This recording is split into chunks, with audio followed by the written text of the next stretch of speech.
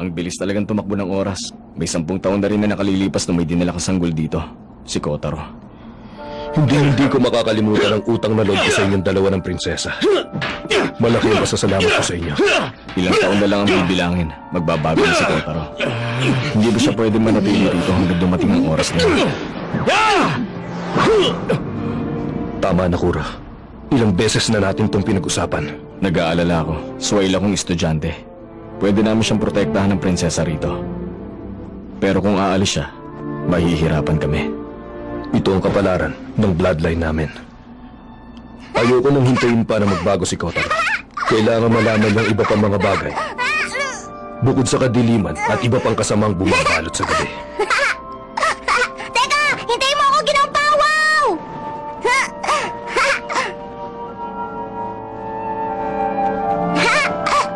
Prinsesa! Anong problema? Ha? Para sa akin? Ha? Wow! Maraming salamat, ha! Ginawa mo ba to para lang sa akin?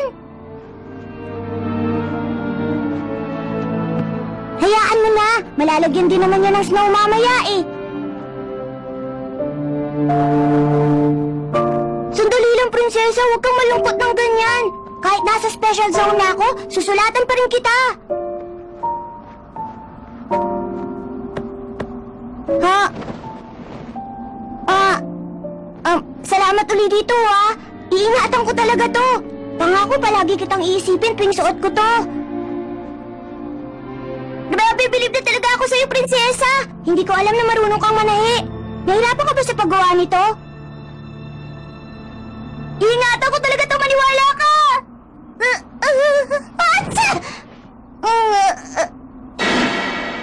Naku, huwag ka na mag-alala. Pupunasan ko lang to.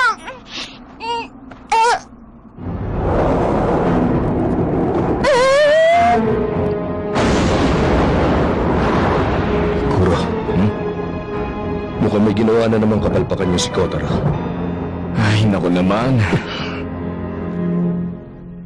Compromiser.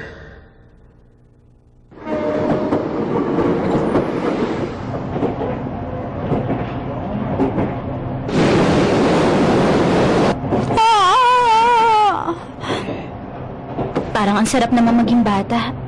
Ay, bakit naman ganito? Hindi ako makakuha ng leave. Pagkatapos, ang liit-liit pa ng sweldo ko. Ang aga-aga niya kung mambulabog sa telepono, alam niya natutulog pa ang tao. Bilisan mo! Mag-imbestiga ka na sa beach ngayon!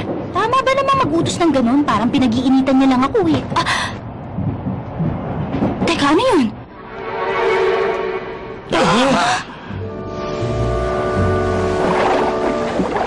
Ano yun?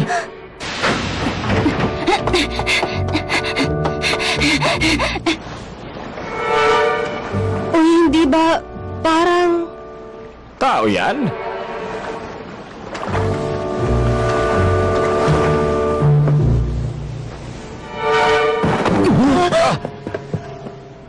Uy, bilisan mo! Tumawag ka agad ng ambulansya! Oo! Naku mama, ayos ka lang? Kaya mo tumayo?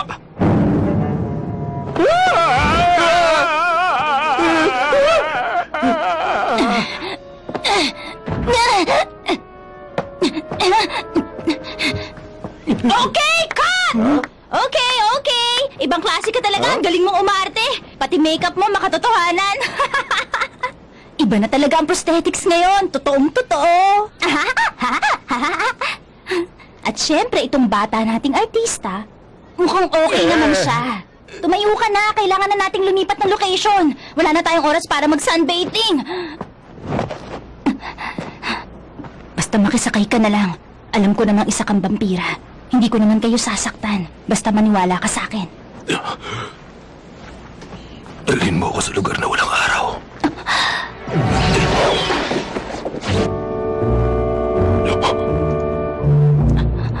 Ako nang bahala. Basta ako nang bahala sa career mo. Pasisikatin kita. Aba naman, ang ganda talaga ng panahon ngayon. Sayang hindi tayo pwedeng Wala magtagal naman dito ako sa nakitang beach, camera no? sa paligid.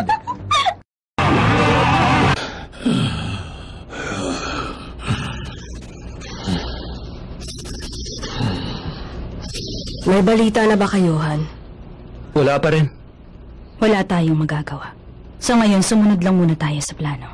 Ikaw na ang bahala, mag-isip ka ng magandang plano. Ako nang bahala dito, ate.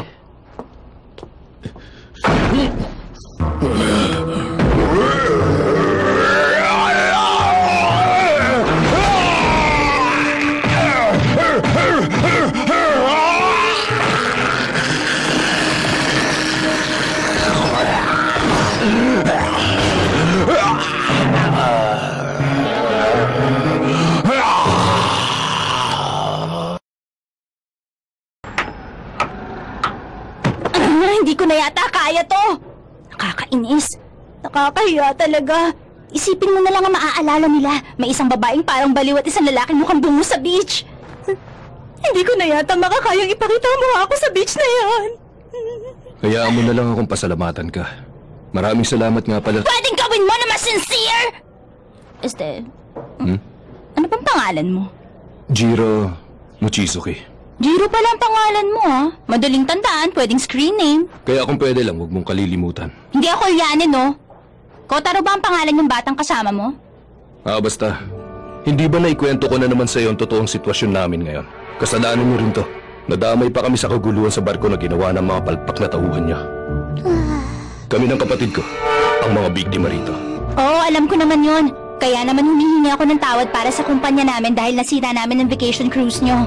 Kaya naman humihingi ako ng pasensya sa inyo, sir. Bakit parang napipilitan ka lang dyan? Ano ba ang pangalan mo? Mimiko Katsuragi. Hindi ko pala ang pangalan mo. Nakakatuwa, kakaiba ang tunog. Siguro pwede ko yung ipangalan sa pusa. Ikaw, bahala ka kung anong gusto mong gawin. Kahit itaga mo pa yung sa bato. Huwag ka mag-alala. Hindi ko na kailangan gawin yon. Ganon? Tigilan na nga natin to. Kung ganon, papunta pala kayo ni Kotaro sa special zone kaya kayo narito. Ihahatid ko na kayo sa lugar na yon. Okay lang ba sa'yo? At pagkatapos nun, ipapahuli mo agad kami sa mga suppression team, tama ba? Jiro Mochizuki, Ano yun? may gusto lang ako linawin sa'yo. Sige lang, makikinig ako. Gusto kong malaman mong kahit sa kumpanya nyo na ako nagtatrabaho, isa akong compromiser. Nakakonsentrate ang trabaho ko sa mediation. Tungkulin naming mga compromiser na pagkasunduin ng mga black blood na katulad nyo at mga red blood na katulad namin para matiwasay na makapamuhay na magkasama. Ano ka mo? Red blood? Sandali lang, hindi mo pa ba alam ang tungkol doon? Black blood ang tawag ng karamihan sa mga uri nyo. Samantalang red blood naman ang kilalang bansag sa mga tao ngayon. Yun ang isang magandang patunay na talagang pantay lang ang dalawang lahi. Magkapantay sa lahat ng aspeto. May 2 minuto at 7 segundo na ngayon. Sandali lang, Yabari!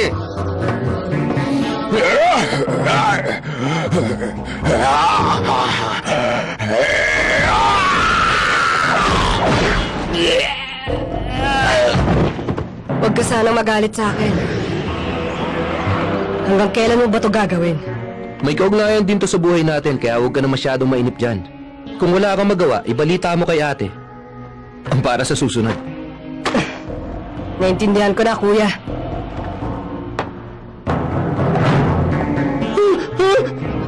Itigil mo yan! Ang black bloodline at ang red bloodline. Yun lang pala ang tinutukoy mo sa akin.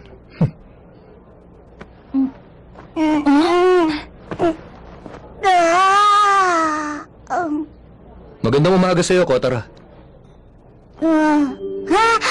Magandang umaga rin, kuya. Kumusta naman ang pakiramdam mo ngayon? Ang alat ng bibig ko, kuya. Bakit kaya? Mukhang maayos na nga ang pakiramdam mo ngayon. Teka lang, di ba nahulog ako sa barko kagabi? Ikaw ba nagligtas sa akin, Kuya Jiro? Oo, ako nga yun. Ikaw ang nagligtas sa akin! Maraming salamat, Kuya Jiro! Bakit ganun? Parang ibang tao na ang kaharap ko ngayon, ah. Teka, kuya! Oh? Sino siya? Kilala mo? Hello, kamusta ka na, Kotaro? Ako nga pala si Mimiko Katsuragi. Nice to meet you. Mimiko? Nakakatawa ang pangalang yun, ah. Tama, nakakatawa nga yun. Pero maganda naman, di ba? Siya nga pala, may naalala ko, Kotaro. Maalat ang panlasa mo ngayon, di ba? Eto, kainin mo na to. Akin na lang to? Seryoso ka ba? Maraming salamat, ah. Kuya, mukhang mabait naman siya. Siya nga pala, anong ginagawa mo rito, Mimiko? Isa Siya ako... magiging guide natin. Oh? Tutulungan niya tayo makarating sa special zone. Ngayon pa lang nagpapasalamat na ako. Ikaw pala ang guide! Huh? Oo! Excited na akong samahan kayong dalawa ng kuya mo!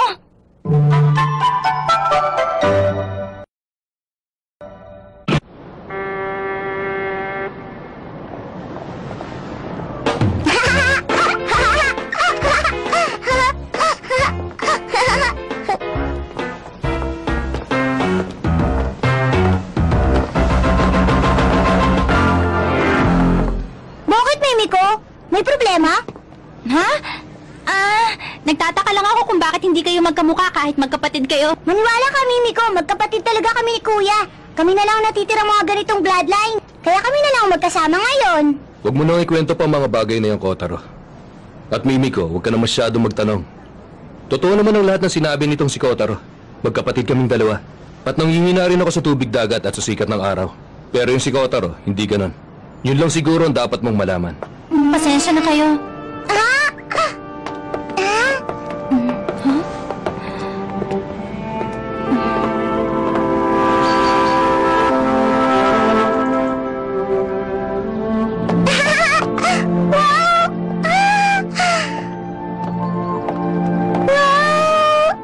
Ang galing naman! Ang ganda! Ang ganda! Tingnan mo yung Kuya Jiro! Oh. Wow! Ang galing! Sandali lang, huminahon ka, Kotaro. Opo! Opo! Yun ang special zone, hindi ba? Oo, tama ka. Tatawid tayo sa mahabang tulay na yon. Teka, may problema ba? Mali ako nung akala. Ha? May barrier ang buong special zone. Ano bang ibig mong sabihin? Wala naman ako nakikitang barrier. Kung tutuusin, walang epekto ang barrier sa mga tao. At sa palagay ko rin, wala itong epekto sa mga pangkaraniwang vampira. May mga piling bloodline lang ang naaapektuhan. Sigurado ka ba? Hindi ka basta makakapasok kung hindi ka imbitado. Tama. May 10 taon na nakalilipas nung panahon ng Kowloon Shock. Ginawa ang malakas na teknik na yon para protektahan ang isang lugar. Pero kahit na, Jiro, ang ibig sabihin... Huwag kang masyadong mag-alala. Hindi kami Kowloon child ng kapatid kong si Kotaro. Bakit kayo apektado? Ang totoo niyan, Mimiko, nagmula pa ako sa isang kilalang angkan ng mga vampira noon. Kaya naman mahigpit kong sinusunod ang bawat tradisyon. Kotaro, pumunta ka na rito. Dito sa tabi ko. Bakit, Kuya? Basta sundin mo si Kuya. Anong problema? Hanggang dito na lang kasi tayo pwedeng samahan ni Mimiko. Ha? Yun na napagkasunduan sa simula pa lang, hindi ba? Maraming salamat sa lahat-lahat na naitulong mo sa amin, Mimiko.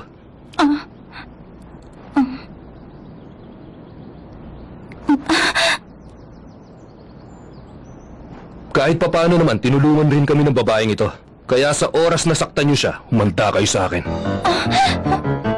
Huwag kang mag-alala. Hindi siya ang pakay namin, kundi ikaw. Sino ka? Pagpasensya niyo na lang sana ang kaguluhan kagabi. Nakita na po ang target. Magaling.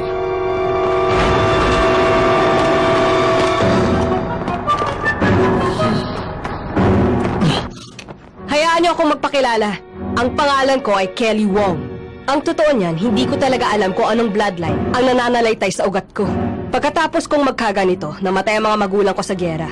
Wala akong kilalang kamag-anak namin na buhay pa ngayon. Ikaw na lang ang natitira sa bloodline niya. Sa Hong Kong ka ba ipinanganak? Ewan, siguro. Marami na akong narinig tungkol sa'yo. Kung aalis ka na sa kumpanya, tamang-tama lang ang dating namin dito. Gusto mo bang sumama na lang sa grupo namin? Uy, teka, sandali lang! Hindi niyo pwedeng... Hindi ko rin makaintindihan, oh. Hindi ba't nagpaalam na siya sa'yo kanina, kaya umalis ka na? Pero hindi ko sila basta pwedeng iwan. Hindi pwedeng basta isuko ng isang compromiser ang trabaho niya. Bakit hindi ka na lang sumama sa amin? Sasama ako sa inyo? Wow, Kuya! Ang galing! Pinag-aagawan ka na nila? Ang totoo niyan, hindi ko alam kung matutuwa ako, Kotaro. Sulatan mo si Kuro! Ipagmalaki mo pinag-aagawan ka dito! Pwede, pero siguradong sasakitan siya niya sa katatawa.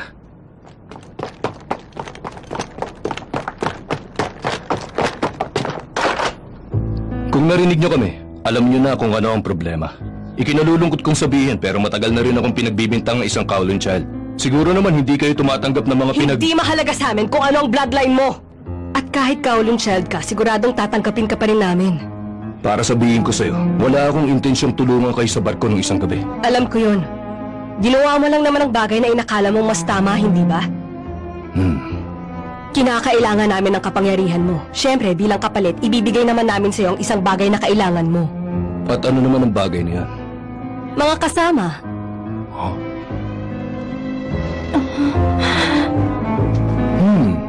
Mga bagong kasama? Paano na, Kotaro? Ano, gusto mo bang sumama tayo dito kay Kelly?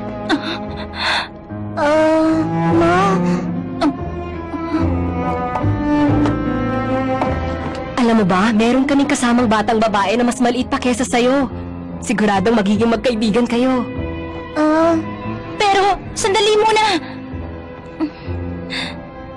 Paano? Sa amin na sila.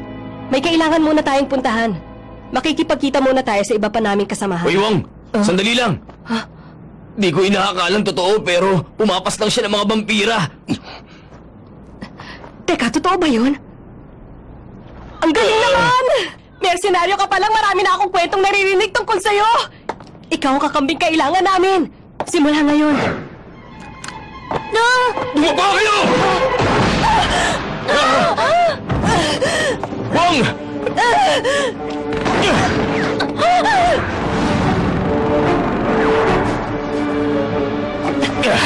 Ayos ka lang ba? Silver Bullet!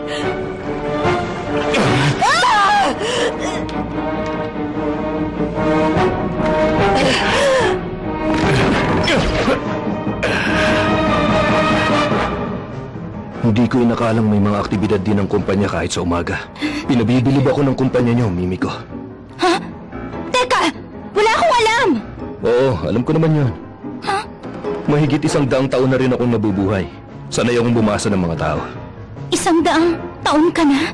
Teka, old blood ka, Jiro?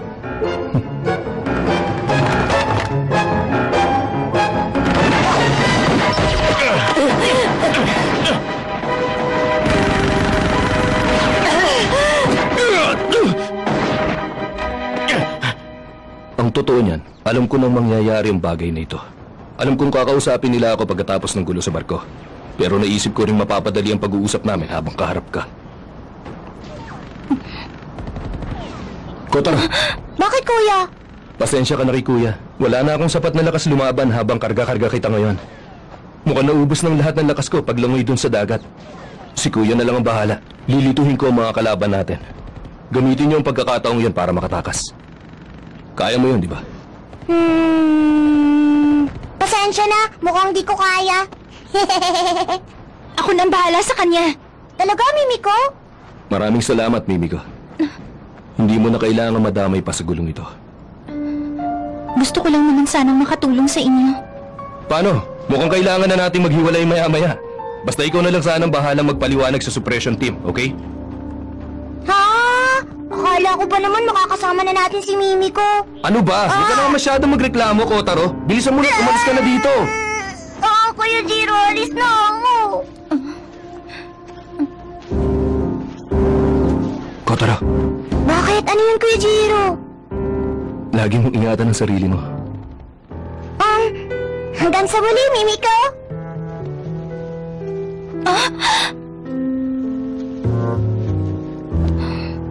Hahayaan ko bang umalis lang siya?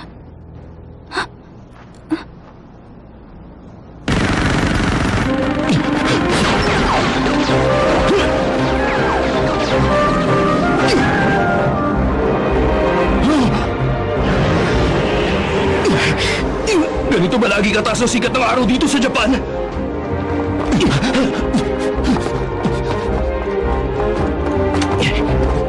Bilisan niyo!